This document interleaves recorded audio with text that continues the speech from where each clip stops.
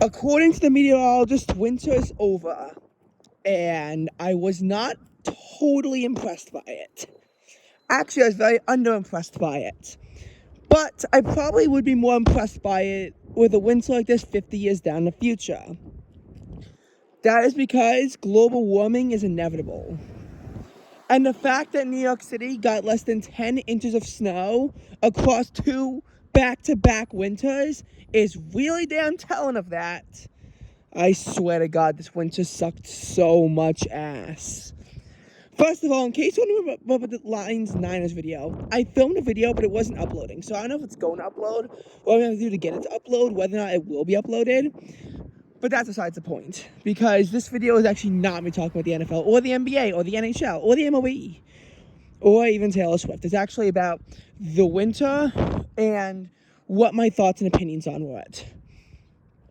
And first of all, I would like to say that this video is going to be a rant because I didn't like this winter. I would only give it a C-. But it was a lot better than last winter, which got an F. It's sort of like if you have two people who have a test. One of the people on the test got only a 50 on it. Someone else got a 72 on a test. Obviously, a 72 is not a good grade, but you would much rather have a 72 as compared to a 50. A 72, you at least passed. In this winter, it was lackluster, but at least there were points of the winter where there was real winter. And unlike last year, because the polar vortex never truly cascaded down on New York, it wasn't even that, it never got overbearingly cold, yet that was when the only cold occurred. First of all, we do have to do a distinction. Because January I complained about because the coldest temperature all January was 28 degrees, which is a record for, the fact that never before was there January where the coldest temperature a month was only 28. That being said, this February has the same distinction. On the 25th of February, it dipped to 23 degrees, which, by the way, it was actually 23 last year on February 25th. But this was the coldest temperature a month, which was a new record. As a matter of fact, for the coldest temperature, all winter, we genuinely saw the coldest temperature of winter was only 17 degrees. That's likely to hold. That is actually very, very, very rare for it to be, that cold. Now, for most of my temperature statistics, I am solely looking at Central Park. Why only Central Park when there's other sites that exist? Mainly because then it gets really complicated. We could go over into all the semantics of everything else, but considering that, last winter, there were points where Central Park wouldn't break a record, and other sites across the metro area genuinely did. This year, no one was breaking records for cold. And snow, even that I don't think anyone broke any records for. The 17th is certainly a possibility, but the snowfall records aren't exactly the kind of thing I'm planning on discussing either.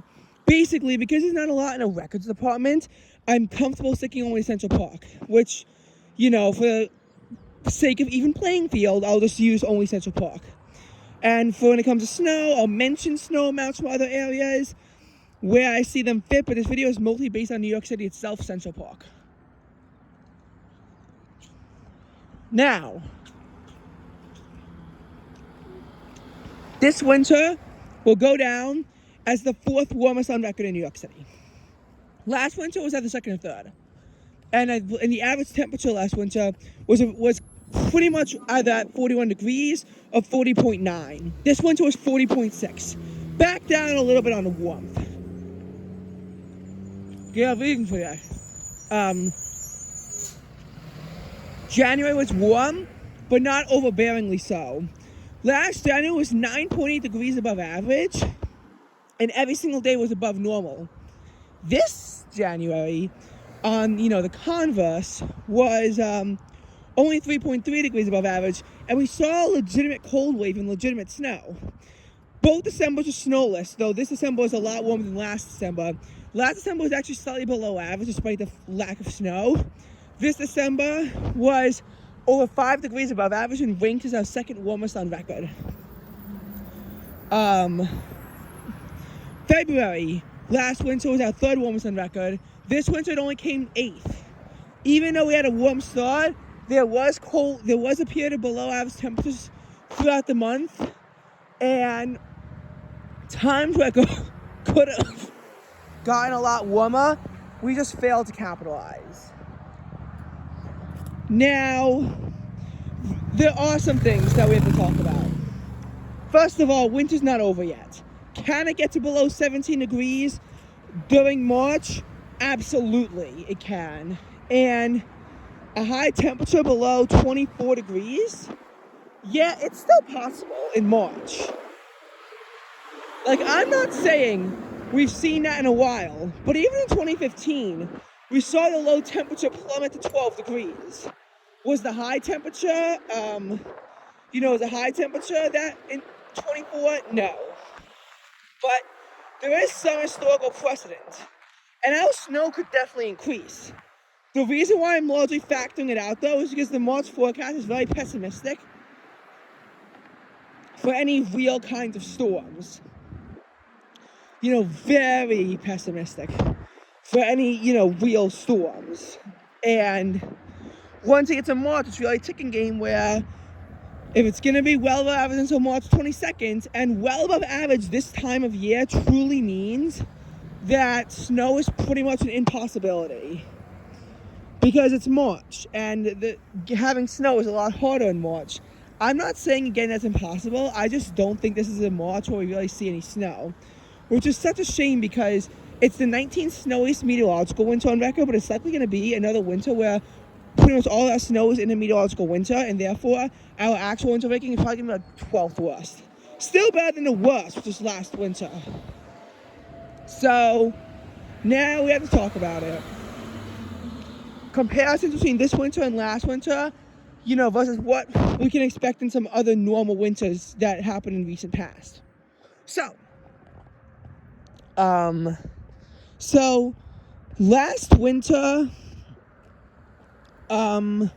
we saw a couple of patterns. First of all, December was 0.6 degrees below average, and rainfall was 5.8 inches, which actually totaled the 20th wettest December on record. Normally, it's a perfect combination for snow. The only issue was, though, how it came. Because basically, in the beginning of the month, it rained, but temperatures were in the 50s. Actually, December 2022 saw 2 days with low temperatures in the 50s in December. And that's the low temperature being in the 50s.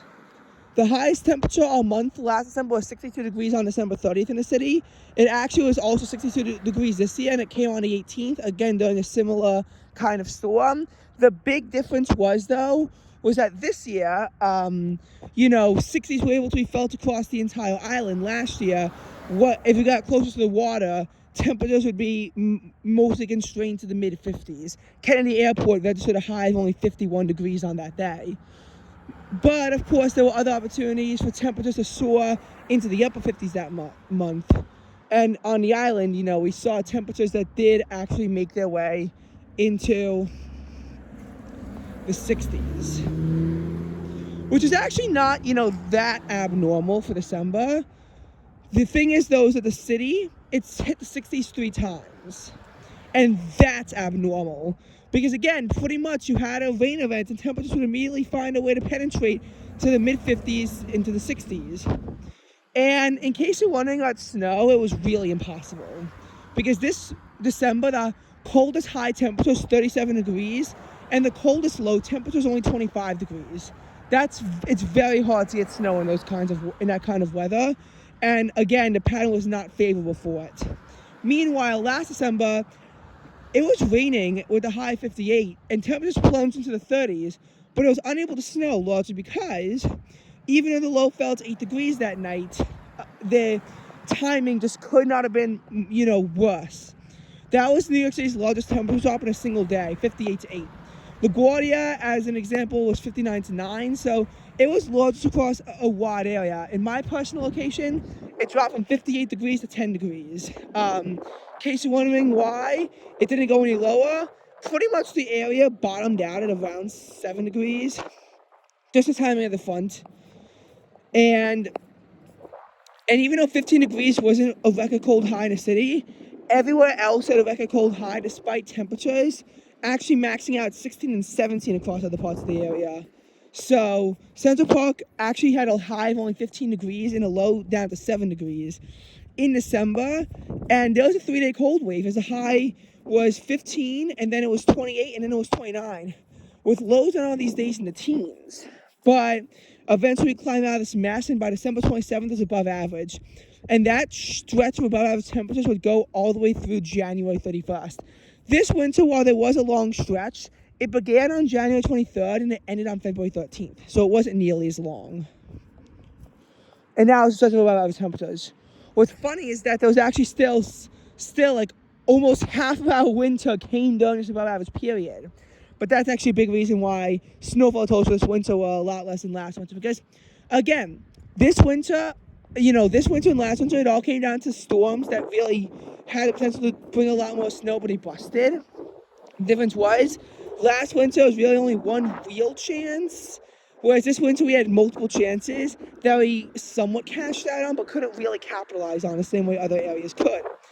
There were storms that were too far to the north, storms that were too far to the south, storms where even though it was snowing heavily and there was a lot of liquid, the conversion rates were shit, to be honest.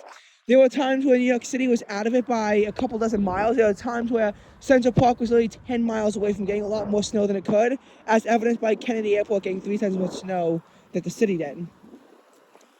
Like, in my personal area, I got 4.8 inches of snow last winter. This winter I got 13.6 inches of snow. But again, like, better. But, like, I'm not happy that happy about it. And I'm not even being that selfish. I'm just saying that, winter on Long Island used to, like, be a lot better than what it once was. Even in January 2022, there's a blizzard that dropped 8.3 inches of snow in the city. And on Long Island, my area got 17 inches of snow. There was 2 feet of snow and ice slip. We don't get that anymore. We don't get those good storms anymore. In any case. So, okay, now another little rant. Oh, and by the way, that does actually bring me to first snowfall. So February 1st, last winter of 2022-2023, was our first snow in the city, 0.4 inches. Some other parts of the area got their first snow on December 12th. Though it was under an inch, and actually the entire area would be under an inch for a long time. Bridgeport finally cracked above the inch threshold on February 25th, whereas the other parts of the area had to wait till February 27th to crack above an inch for their location. This winter, the entire area started off on January 6th, but was already above an inch of snow by January 16th. Again, operating better than last winter from the get-go. Because even though snow is delayed, not as delayed, at least not for New York City or or JFK International Airport, because there were some key differences that I want to go over. So first of all, we discussed last December how we had that cold period, and did it rain to end off December? It absolutely did, but again, temperatures were already in the 50s by that point. January started off, the first 4 days, the low temperatures in the upper 40s, and it hit 66 degrees on January 4th. This January, the highest hit was 60 on January 13th. Most of the metro area did actually crack into the upper 50s, because it was, at least it was consistent warmth. The only catch was the fact that,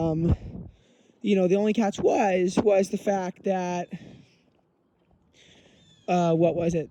The catch was that it was mostly in the middle of the night. Like, by the time I was even up, temperatures were already in the mid-50s at that point, and they were dropping fast. The temperature would hit the mid-30s that night, and even though temperatures would rise slightly the next day, it was the start of a cold wave. It was the storm that brought on the cold wave. Because this is during an absolute parade of storms that we had this year. And again, I know I'm really splitting hairs. So this December actually saw over 6 inches of rain. It was it might have even been a top 10 wet December. Warmer and wetter than last December. And again, no real opportunities for snow. And January, 6th comes and it brings 0.2 inches of snow to Central Park. But again, it wasn't a great showing. I think 3 inches fell in Bridgeport because, again, it missed the city by quite a bit. And our drought of days without a single inch of snow in a single day, it lived on. So the infamous streak remained. January 9th to 10th, that was a rainstorm that, even though it brought 2 inches of rain, again, a rainstorm. This January was actually the wettest of the century, bringing 5.28 inches of rain. Last January brought about 4.3 inches of rain. This January was also a lot colder, and unlike last January, it was all rain. This January did feature 2.3 inches of snow. These again, yeah, that storm. January 15th to 16th, there was 0.4 inches of snow on January 15th. The infamous streak finally broke on January 16th when there was 1.3 inches of snow that came down for a 1.7 inch total. January 19th, more snowfalls, 0.4 inches. But that's really all we have. January 15th to 17th is a cold wave. The high on January 15th is 29 degrees. January 16th is 32 degrees. And then January 17th is 24 degrees. On January 18th, the high does actually rise up to 34 degrees. But from there, it's, I believe, 32 on January 19th. And then I think 26 on January 20th. And then the 21st, the high, I think, is still about 30 degrees. It is 38 by January 22nd. And again, like the low temperatures during these days actually fell pretty low. 17 on the 17th, coincidentally enough. 18 on the 20th. So we did see temperatures in the teens, but nothing in the single digits. I mean, this is, and these are the only 6 days where it fell sub-freezing. That being said, we had a cold wave last winter, but it was only one of them that only lasted for a couple days. And, during that time, that winter, there's only one of the day where the sub-freezing high was when the high was 27 degrees on a day where the low plunged to 3 degrees on February 4th. It was somewhat bad timing because the low was 11 degrees on February 3rd, and by the time I woke up, it was already well below freezing at 27 degrees. But the reason why the high was 35 was because it came in just like a couple hours before that Arctic front came cascading down. But again, there was 0.4 inches of snow on February 1st, so it couldn't have been that warm of an air mass. The day before, I had a low of 29 and a high of 40. My area actually dropped down to 24 and only rose to 39. So I don't know how my area managed to start off with a high of 35 degrees, but pretty much it didn't cool off immediately but then the Arctic front came cascading down. Some areas further upstate, because it came from the north, had this happen late at night on February 2nd. Where I lived personally, it came in about 4 a.m. on February 3rd, where the wind starts to pick up and the temperature starts to fall flat on their face. That being said, the fall was not quite as dramatic as the December 23rd temperature fall, which is weird because temperatures are still holding on to the upper 40s at lunchtime before they just went, I think in the city, went from 48 to 18 between 12 and 6 p.m. So they truly fell flat on their face. It wasn't the same deal here. It wasn't, nearly as rapid, but it's still, it still happened, and it still happened relatively quickly, which is what I wanted to emphasize there. So that was that blast, and then while it happened, we looked at anything above average weather. Traces of snow, I will say, only having a trace of snow and being so disappointed. Last winter, we talked about December 12th, had some snow in the area, but just a trace in the city. December 23rd was just a trace of snow. There was also just a trace of snow January 14th, January 23rd, 25th, 31st. February 25th was another day that saw only a trace of snow. Last winter, March 14th, and while that was just a Central Park thing and most of the area did see snow, it was only 0.1 inches at LaGuardia and Kennedy airports. Speaking of 0.1, it's all the snow that fell on March 7th. And I know I'm getting kind of boring. I just wanted to go through. Whereas this winter, we had a trace of snow on November 28th. We had a trace of snow on December 7th. But there weren't really that many days where there was snow that came down to a trace. It's either like we actually had some quality snow for the most part, or it just didn't snow at all. And again, I'm sure we're going to see more traces of snow in March, which will be annoying, but I'm sure we're going to see them. So Speaking of which, this January, the highest temperature was 60 and the lowest was 17. Last January, the highest was 66 and the lowest was 28. So, clearly colder. Now, for February. February was actually a pretty dry month. The city only got 2 inches of rain.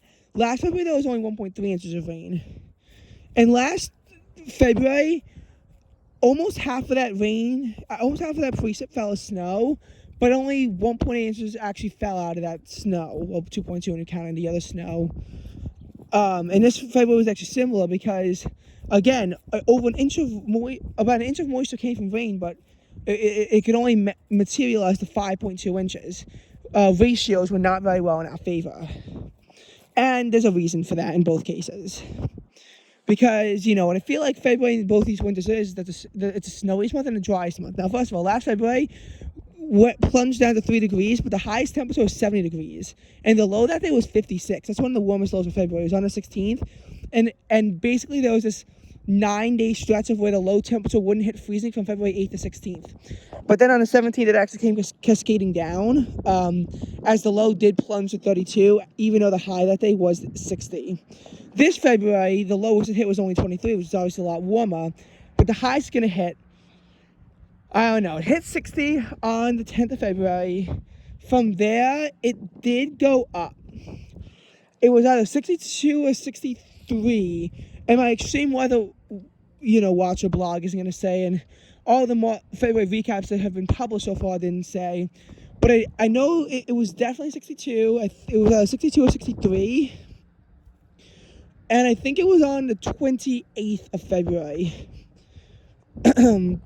Though, yeah, might have been the 27th. I don't know. My location did hit 57 on the 10th. And definitely the mid-50s was reached, but, in the end of February. But it wasn't nearly as warm as, like what the city experienced. Was not nearly as warm. And that's common. And when it finally hit 60 degrees again, I'll be inside, but I'm sure I could still feel the upper 50s at least. But that's just kind of what happens when we're now like in the kind of year where there's a brief time of year in which the suburbs are actually going to be warmer than the city because the ocean is still warmer and it's going to counteract the urban heat island effect. That's common though at the start of winter. Start of winter is when that's most likely to happen. It also can happen sometimes in the fall where a very rare phenomenon occurred in September where basically my location was actually warmer than New York City, averaged out through an entire month in September of 2023. But that's very rare. And it's only possible in the fall. The spring is definitely the time where you see the greatest discrepancies as the city's able to get those really warm days before, the suburbs are able to. And even for the South, we saw it get close to 80 when the city was capped off at 46 in January. The day before in New York City hit 59 degrees, which is awkward. And I feel like that phenomenon actually happens quite often. Now, in any case, so looking at the statistics, overall, last winter fell down to 3 degrees. This winter only hit 17. But last year during the winter, it hit 70 degrees in February. This winter, it's going to be 63 or 62 is the warmest it's going to get for the entire winter, which is much more in check.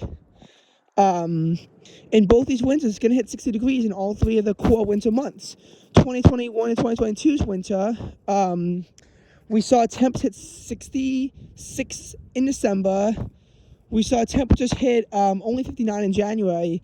And then in February, they hit 68, just for more comparison.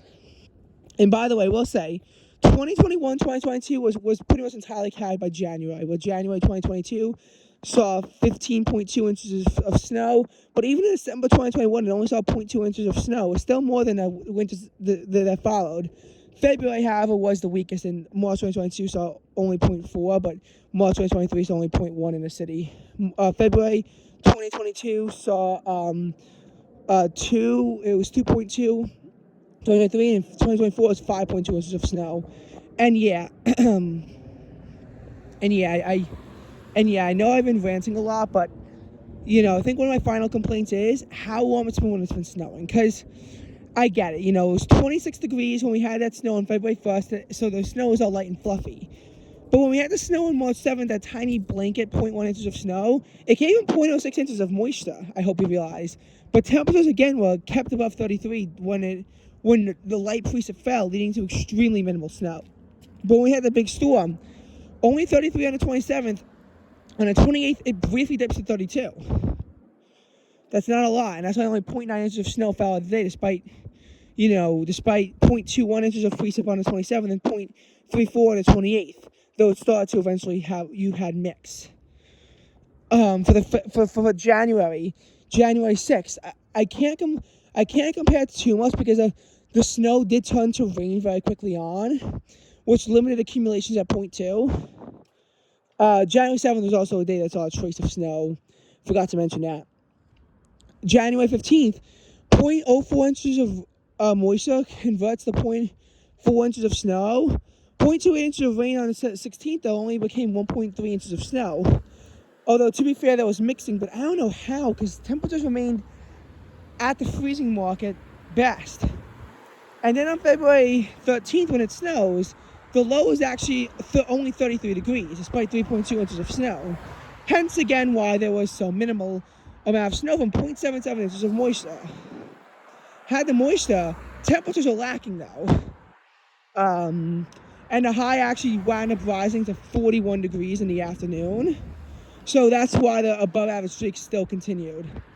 And then we had 0.18 inches of precip when there was 2 inches of snow because temperatures were in the 20s when we had snow on the 17th. You know. Like this winter, it wasn't great. And I'd be lying if I said it was. Better than last winter? Absolutely yes. But it still wasn't great.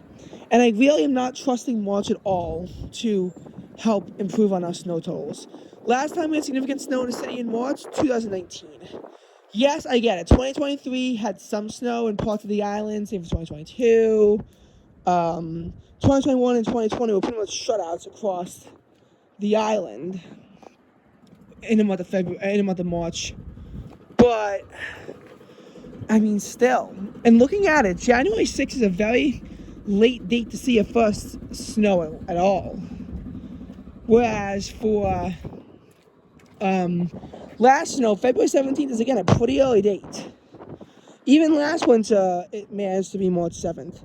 Although, to be fair, in 2022, it was on February. No, 2022 was on March 9th. 2021, it was on February 18th. Somehow January somehow it's been January 2020, January 18th.